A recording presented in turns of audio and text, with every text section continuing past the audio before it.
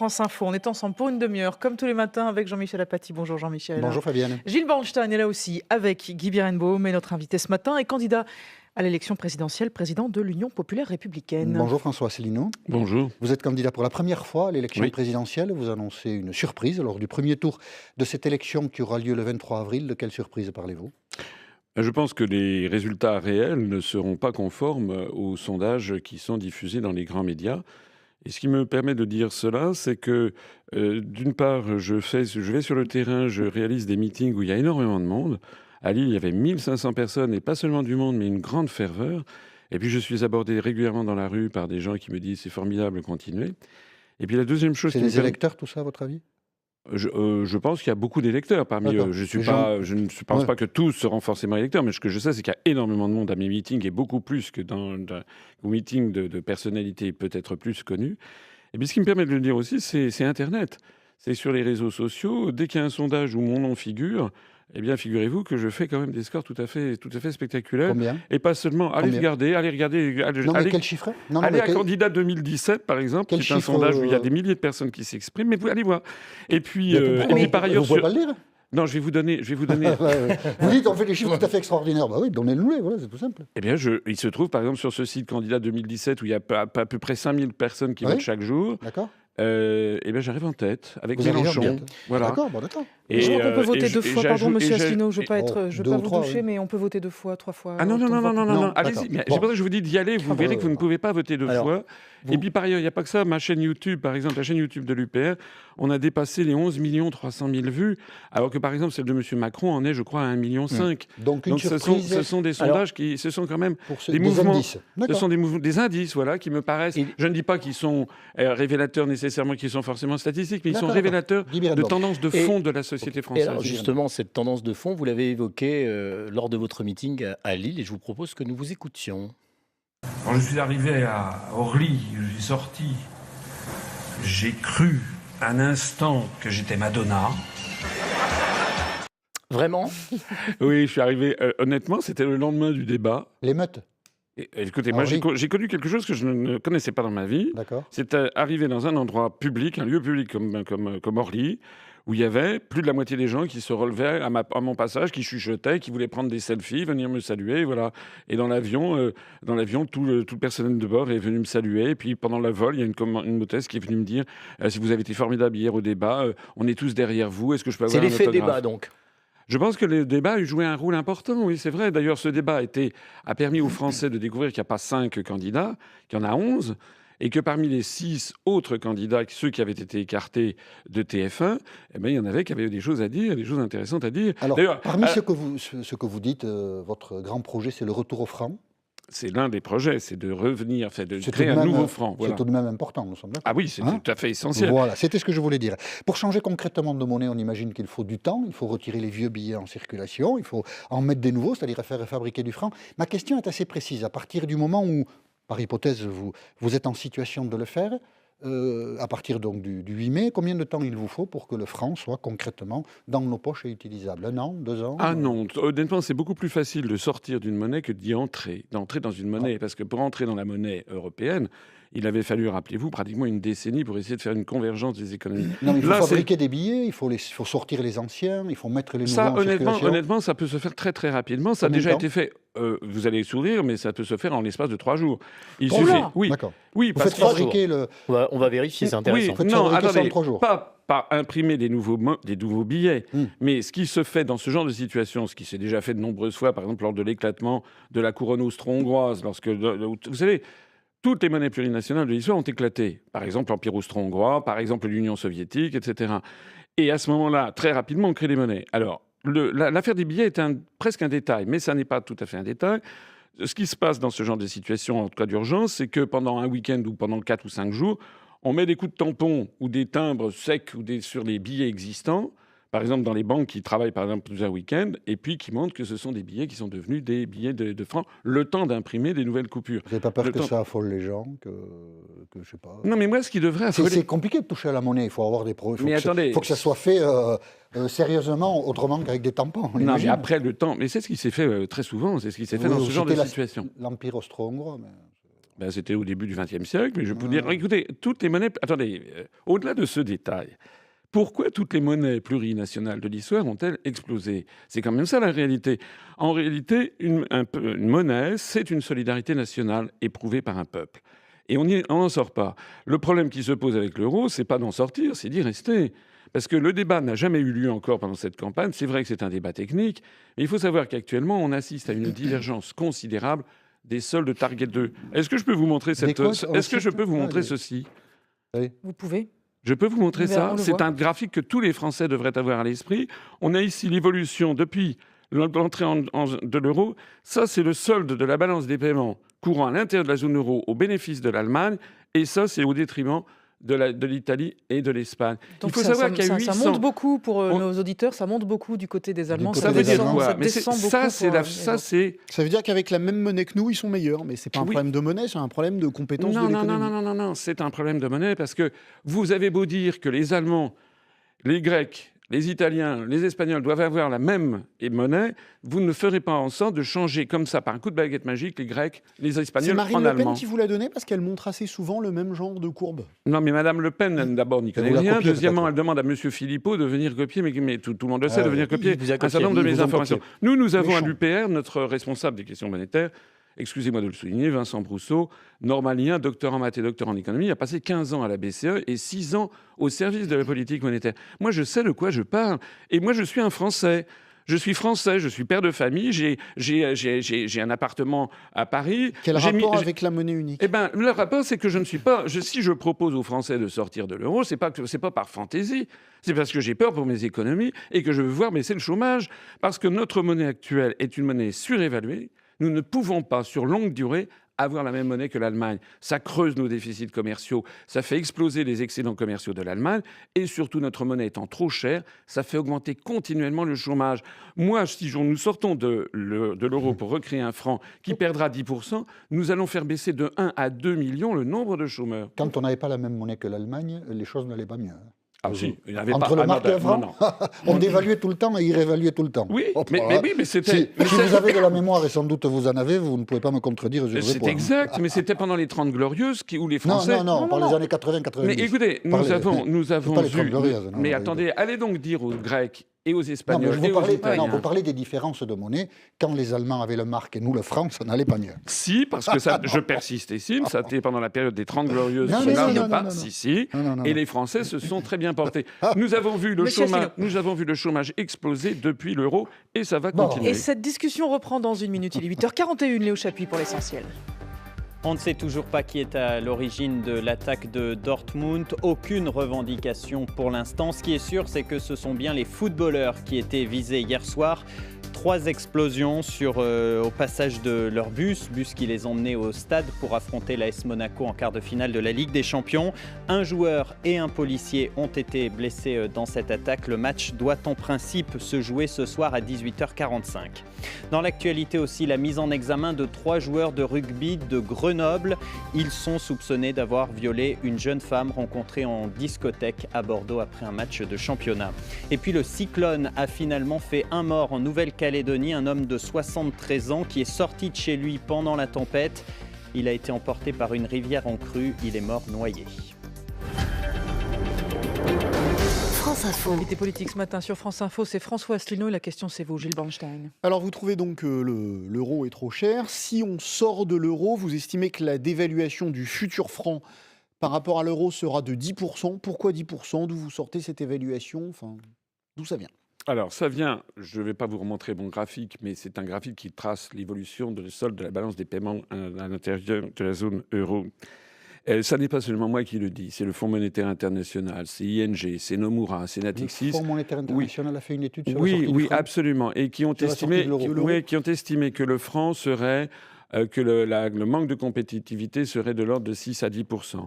Donc en fait, lorsque l'euro explosera... Le manque de compétitivité, c'est pas la même chose. Oui, lorsque l'euro explosera... C'est pas la même chose. Lorsque l'euro explosera, parce que l'euro va exploser, quel que soit le président qui sera élu, l'euro finira par exploser. Donc lorsque l'euro explosera, le nouveau franc perdra sans doute à peu près une dizaine de points par rapport au cours pivot vis-à-vis du dollar. Le marque nouveau prendra à peu près 15 à 20%. La drachme nouvelle perdra à peu près 40 à 50%. Attendez, mais quoi, l'Allemagne va repasser aux marques parce que nous serons repassés au franc? Mais vous savez, les Allemands, c'est ce qu'ils souhaitent, hein, parce que l'augmentation que je vous ai montrée, le chiffre, la Bundesbank sort tous les mois le nouveau chiffre. Ils ont sorti le dernier chiffre, c'était avant-hier, 829, mon graphique est déjà périmé, 829 milliards d'euros venus des pays du Sud. Et contrairement à ce que vous pourriez imaginer, ça ne plaît pas du tout aux Allemands, parce que ça veut dire quoi? Ça veut dire que cet argent qui vient se réfugier en Allemagne, parce que les partisans, les grandes fortunes des pays du Sud savent que lorsque l'euro explosera, il vaut mieux avoir des comptes en Allemagne qui seront transformés en marques. Eh bien, tout ceci, ça se traduit par une augmentation des créances de la Bundesbank sur les banques des pays du Sud, ce dont ils ne veulent absolument pas, puisque ça fragilise le bilan de leur banque centrale. Vous proposez dans votre programme de faire un référendum sur la dette publique. Quelle est la question que vous posez aux Français? Alors, il y a 3 grands débats qui taraudent la société française. Il y en a bien d'autres, mais 3 débats quand même plus particulièrement. C'est l'immigration, c'est le modèle énergétique, pour ou contre l'énergie nucléaire, et c'est qu'est-ce qu'on fait de la dette publique, quelle est l'origine de la dette. C'est effectivement vos 3 grands débats, Ouais. mais la question, c'est quoi? Quelle question sur la dette? Alors, je ferai un grand débat sur la dette en disant, écoutez, un débat, ça veut dire un débat, ça veut dire... Quelle est la question? un référendum. Quelle est la question posée? Un débat, ça sera par exemple pendant plusieurs mois, on fera venir Bien des sûr. experts et on présentera aux Français, voilà l'origine de la dette, qu'est-ce qu'on fait avec la Mais dette, quelle quelles sont sera les la propositions. question à la fin? Eh bien, les Posez quoi? propositions, ça sera des questions avec un choix, parce que je veux faire des référendums. Lequel? Eh bien, Donc on il faut demandera, modifier le référendum. Est-ce qu'on oui. rembourse la dette ou pas? Ça sera, effectivement, qu'est-ce que vous souhaitez faire? Est-ce que vous souhaitez qu'on continue comme ça, c'est-à-dire où le service de la dette prend, prend comment dirais-je, une part colossale du budget de l'État? Est-ce que vous souhaitez que la France entame des négociations pour renégocier la dette, pour avoir une partie d'annulation de la dette, comme l'a fait la Grèce, par exemple avec la Troïka? Est-ce que vous Avec le voulez succès que l'on aller sait. vers un système de prétendre que c'est une dette odieuse? Vous connaissez le concept de dette odieuse. C'est aux Français de Dans décider. un référendum, on ne pose pas des questions techniques, on pose des questions Oui, politiques. politiques. Et surtout pas à choix Quelle est la multiple. question politique que Que vous vous souhaitez posez, poser oui. aux Français vis-à-vis de la dette? C'est simple, un Mais référendum, c'est binaire. non, mais justement, moi, c'est ce que je ne veux pas. Moi, je m'adresse, depuis que j'ai créé ce mouvement politique, et c'est pour ça qu'il y a de plus en plus de gens qui viennent. On est au 3e millénaire. Hein. On n'est plus en 1950. Maintenant, les gens sont de... Moi, je m'adresse à l'intelligence de mes concitoyens et je veux faire des référendums où on leur pose des questions techniques. Non, mais un référendum sur la dette, c'est est-ce qu'on continue à rembourser ou pas? Enfin, il faut que ça soit simple, sinon... Mais on pourra leur c'est dire... pas- Écoute, mais pourquoi prenez-vous les Français pour des demeurés? Mais on peut les très prend bien- pas pour des demeurés. Est-ce que c'est pas vous qui les prenez pour des demeurés? Ne nous imputez pas quelque chose. Non, mais je sais. Un référendum, c'est simple, c'est oui ou Écoutez, c'est non. non, attendez, c'est monsieur- vous qui utilisez le référendum, Mais c'est pas Monsieur nous. Apathy, vous vous êtes fait remarquer il y a quelques mois en disant que vous ne croyez pas dans le suffrage universel. Moi, je crois dans le suffrage universel. J'ai changé d'avis, j'y crois. Ah bon, vous y croyez. Et Ne- vous voulez plus... Évacuons le débat. D'accord, vous ne voulez plus raser... J'ai changé d'avis, Vous ne voulez plus raser le château de Versailles. J'ai changé d'avis sur tout, monsieur. Bon, mais d'accord. Je ne suis pas candidat à l'élection Bon, présidentielle. eh ben moi, C'est je vous n'ai qui pas l'êtes. changé d'avis. Je Très pense bien, qu'il faut demander bravo. aux Français, par exemple, pourquoi on ne leur demanderait pas? On ne leur demanderait pas, est-ce que vous voulez, par exemple, 3 choix? Est-ce que vous voulez Il va falloir ontarien, modifier. ce que 2, je- Donc on va juste, on va Parce qu'en modifier. général, on oui, est- mais de toute façon, j'ai des projets de Voilà, modification. vous allez constitutionnelle. devoir modifier la Constitution. Absolument, Nous sommes avec un d'accord. référendum d'initiative Voilà. populaire que je propose aux Français, et avec également un référendum dont disposerait le chef de l'État. Actuellement, le référendum a mauvaise presse dans notre pays parce que tout le monde pense au plébiscite de la famille Napoléon et la façon dont pouvait Oula, l'utiliser non. Charles Non, de moi, Gaulle. Non, là, on j'y va pas à l'instant, jusque-là. j'y pensais pas. Non. Moi, je voudrais un référendum où le président de la République pose honnêtement des questions aux Français sans que lui prenne parti. Et il dit, écoutez, moi, je ne prends pas parti, et voilà les choix qui Mais vous est-ce sont que le offerts, rôle c'est à d'un vous de décider. politique, monsieur Asselineau, pardon, et d'un président a fortiori, c'est pas justement de prendre parti et de dire voilà ce que je ferai? Non, le rôle du président de la République, il est fixé par la Constitution française. Il est le garant de l'indépendance nationale. Mais si les Français, Donc- dans un référendum, font un choix qui ne vous convient pas, parce que vous aurez une opinion sur la dette. Alors, si les Français font un choix qui ne vous convient pas, vous allez faire une politique qui ne vous convient pas? J'ai déjà dit, je C'est curieux répète, comme j'ai déjà dit, conception du pouvoir. Non, j'ai déjà dit et je répète. Écoutez, c'est quand même ce qui s'est passé avec Jacques Chirac en 95. Non, mais on parle de vous, là. Non, mais Excusez-moi, on parle de vous. oui, mais Chirac en 2005, il a fait un référendum. Il a appelé les Français à voter oui au référendum sur la Constitution européenne. Les Français ont dit non, il est resté. Ça veut dire Moi, que- je dis Et, qu'il de Gaulle n'était pas resté. Je dis oui, parce que Voilà. je dis que le président de la République devrait avoir à sa disposition 2 types de référendums. Celui où il engage sa responsabilité, où il appelle les Français à voter oui, et puis si les Français votent non, il est contraint à la démission. C'est ce qu'avait fait De Gaulle en 1969, c'est ce que n'a pas fait Jacques Chirac en 2005. Mais on Mais parle de vous, hein. je dis aussi que le président de la République ne doit pas être nécessairement le Deus ex machina, le monarque qui décide de tout, et que honnêtement, il peut demander l'avis des Français. Par exemple, sur l'affaire de l'immigration, Moi, je pense que c'est aux Français de décider s'ils veulent Mais- ou non sortir de Schengen. Et moi, je suis en faveur d'un débat national où on explique aux Français, ou sur le nucléaire, c'est pareil, Mais- on explique aux Français, voilà les avantages, voilà les inconvénients, maintenant, c'est à vous de Alors, décider. Mais En revanche, monsieur Guy Biringo. Asselineau, le rôle du président de la République, c'est de décider qu'il faut dénationaliser TF1. Renationaliser, pardon. Oui, parce que le président de la République est le garant Oui. de l'indépendance nationale. Il exerce par son arbitrage le fonctionnement régulier des pouvoirs publics et la continuité Et vous voyez de bien l'État. le paradoxe. C'est quand même très paradoxal de vouloir aller aussi pointu que sur les médias et de laisser les gens se débrouiller dans les questions au référendum. Non, mais je ne laisse pas les gens se débrouiller. J'ai dit qu'il y avait 3 grands sujets. bien J'ai pas compris. dit sur tous les sujets. J'ai 3 grands sujets. Ne Sur les restez pas sujets dans la mineurs, vous avez caricature. des En opinions. revanche, effectivement, j'ai proposé dans le programme, parce que je pense que ça correspond aux souhaits profonds des Français. Les Français veulent un chef d'État qui assure la justice et l'égalité sociale Mais et quel qui rapport combat, avec et qui TF1? combat les grandes féodalités Dans de les, son dans les époque. grandes nationalisations, pardon Jean-Michel, à quoi ça sert de nationaliser TF1 en fait? Attendez, et pourquoi vous voulez renationaliser TF1 afin d'assurer la démocratie et l'élévation de la culture générale des Français? Donc dis donc, Eh bien oui, TF1, c'est pas parce que terrible aujourd'hui, hein. TF1, C'est d'abord, abétissant TF1. oui, pour une large part, je suis Ah, désolé c'est de vrai le dire. Vous Pour leur une avez dit large ça part. quand vous avez été invité sur TF1? Oui, mais je leur ai dit. Ah, vous leur avez dit qu'ils TF1, étaient j'étais hier abétissants? soir, mais écoutez, attendez, mais moi j'ai pas peur, je ne vais pas me laisser intimider. Non, mais vous Attendez. leur avez dit hier soir qu'ils étaient Les abétissants?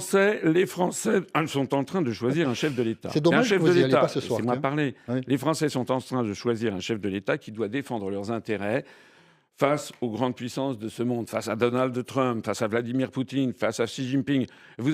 Et moi, je devrais me mettre à quatre pattes, me cacher sous une tête de peur parce que j'ai affaire à la rédaction de TF1. Non, je dis à TF1 ce que j'ai à dire à TF1. TF1 a été privatisé en 1986.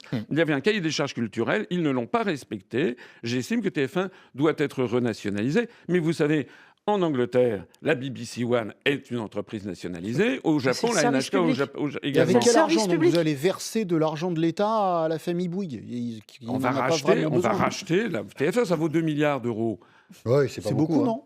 Sortir de l'Union européenne va nous rapporter 34 milliards d'euros par an. Et avec ça, Donc on rachète avec cet TF1. argent, je vais hop, faire beaucoup de... Chez Bouygues. Comment? Avec ça, on rachète TF1. Voilà. On y revient dans une minute, si vous le voulez bien, monsieur Asselineau, les 8h50. Et voici Léo Chapuis.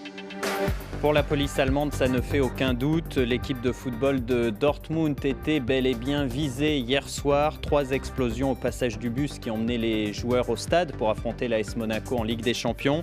Une lettre de revendication a été retrouvée. Elle est en train d'être analysée par la police. Le quart de finale doit se disputer en principe ce soir à 18h45. Le président chinois tente de calmer le jeu ce matin entre les États-Unis et la Corée du Nord. Il appelle à une solution pacifique autour du nucléaire. Alors que le ton monte, les Américains se disent prêts à régler le problème tout seuls. Ils ont envoyé sur place un porte-avions. Pyongyang se dit prêt à la guerre. Et puis dans l'actualité aussi, des centaines de migrants ont disparu dans la nature et ont sans doute passé la nuit dehors après l'incendie qui a détruit le camp de Grande-Sainte près de Dunkerque.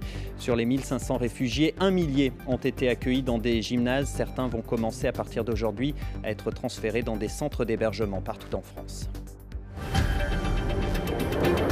France Info. François Asselineau est avec nous sur France Info ce matin. Question Guy Birenbaum. Alors, dans la partie garantir la santé pour tous de votre programme présidentiel et législatif, je me suis intéressé avec mes camarades au point 92. J'aimerais que vous nous l'expliquiez.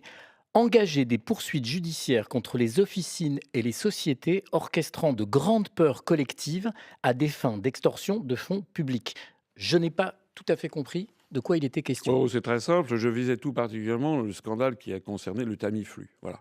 Vous vous rappelez ces grandes pandémies qu'on nous a fait valoir, notamment sur l'affaire de la prétendue grippe aviaire, puis la prétendue grippe porcine.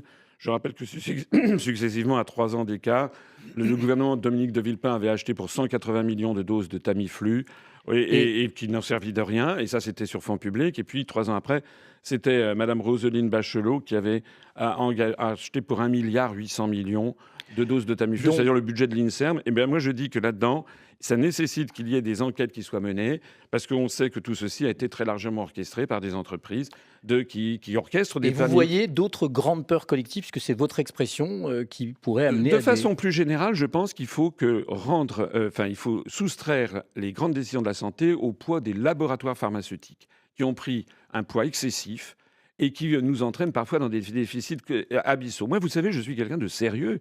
Les propositions que je fais, c'est qu'elles sont fondées sur des D'où faits. la question qu'on vous pose. Eh bien oui, elles sont fondées sur des faits.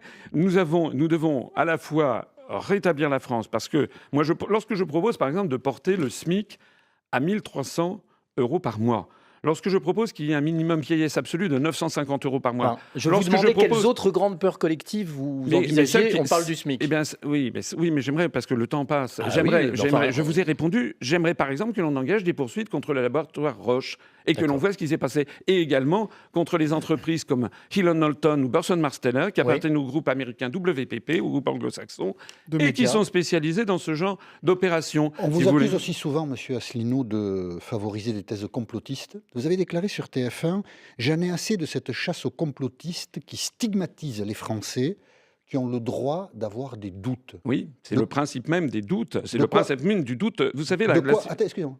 On ne va pas parler de la philosophie du doute, mais de quoi vous doutez, vous, François Asselineau ? Eh bien, par exemple, de l'affaire syrienne. Là, on nous annonce d'un seul coup que Bachar el-Assad aurait gazé des enfants. Et vous n'y croyez pas ? Eh bien, moi, je dis que nous n'en savons rien. Je dis que l'expérience antérieure nous donne, nous savons, le chat est chaud des crains l'eau froide. Regardez ce qui s'est passé avec l'affaire des armes de destruction massive qui étaient prétendues être de Saddam Hussein. C'était pas de l'eau froide, là, c'est pas très habile. Oui, mais attendez. Il y avait des armes de destruction massive chez Saddam Hussein ou pas ? Non, mais attendez, en 2003, je suis désolé. Il y a des armes chimiques chez Saddam Hussein ou pas ? Eh bien, écoutez, chez Bachar el-Assad, moi, ce que je sais chez Bachar el-Assad, c'est qu'il y a eu l'affaire de la Ghouta, le massacre de la Ghouta en août 2013. Oui. Eh bien, le rapport très récent, 4 ans après, du MIT, c'est-à-dire l'institution la plus prestigieuse des États-Unis, a conclu que très probablement, en fait, ça venait des zones rebelles.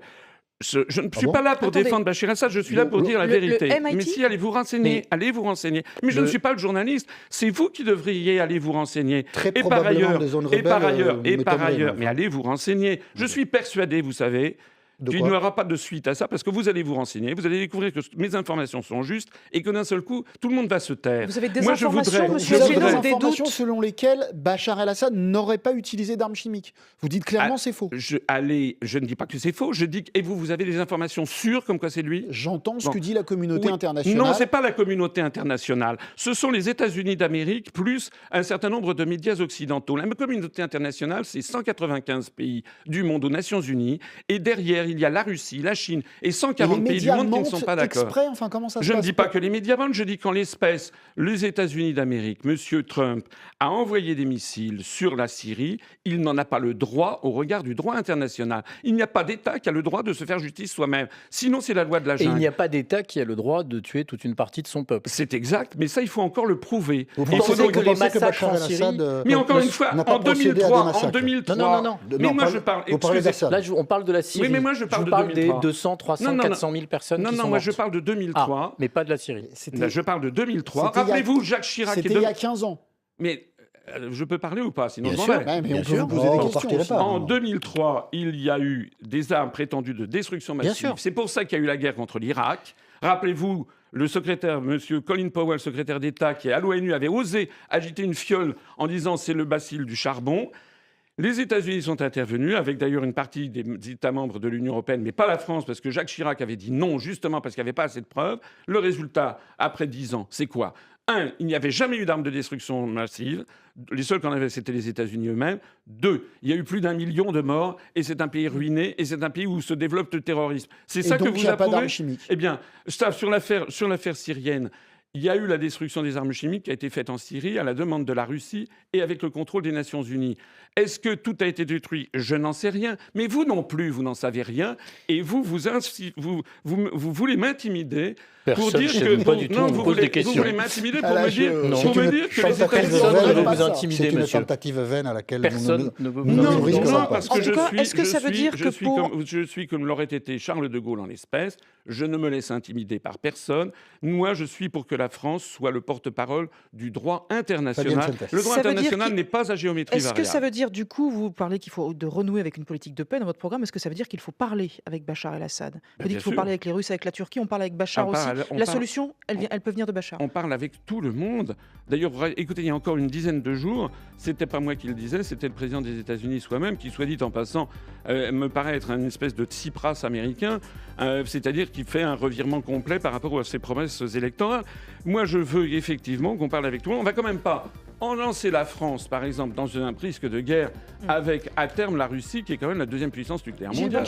Dernière question, hyper vite. Oui, en cas de deuxième tour, Marine Le Pen et Emmanuel Macron, qui est l'hypothèse la plus couramment admise aujourd'hui, qu'est-ce que vous faites? Je pense que d'abord, ça ne sera pas le deuxième tour, ça n'opposera pas Mme Le Pen à M. Macron. D'ailleurs, bien audacieux celui qui peut savoir qui oppose qui sera présent au deuxième tour. Si c'était le cas, vous pourriez voter pour Marine Le Pen? Écoutez, je verrai. Vous ne l'excluez pas? Vous l'excluez pas? Si j'étais Madame Le Pen, je ne ferais pas ce que je fais. Madame Le Pen. Non, c'est pas la question. Vous êtes pas. Mais Madame Le Pen ne propose pas de sortir. Si vous étiez Françoise, Madame Le Pen ne propose pas de sortir de l'Union européenne. Et par ailleurs, Madame Le Pen a toute une volée de son programme qui est l'antithèse de. Vous n'excluez pas de voter pour Madame Le Pen au deuxième tour? Si, tout à fait. J'exclus de voter pour Madame Le Pen au deuxième tour. C'est dit. Merci, monsieur. Et merci à tous. On se retrouve demain.